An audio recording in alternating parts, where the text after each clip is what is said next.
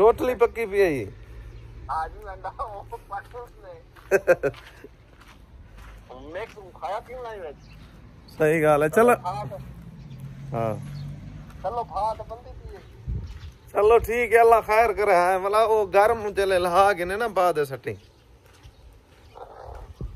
चलो ठीक है अल्लाह खैर करे कोई मसला नहीं तो सामने वाले को डेटिंग और करेंगे तो ठीक है ओके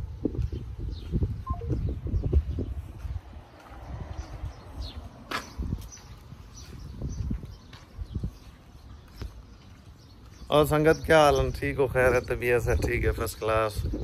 ये संगती अपना ये बनाना था खीरनी विच अंडे सटकने अंडे वाली वो बेतरीके से बनानी पुंदी है अपना बेतरीके से शुरू थी है वो वाला मैं कि वो तरतीब नाल खीर को लहा के बाद सट खीरू सटना पुंदे अंडा सटना पुंदे जय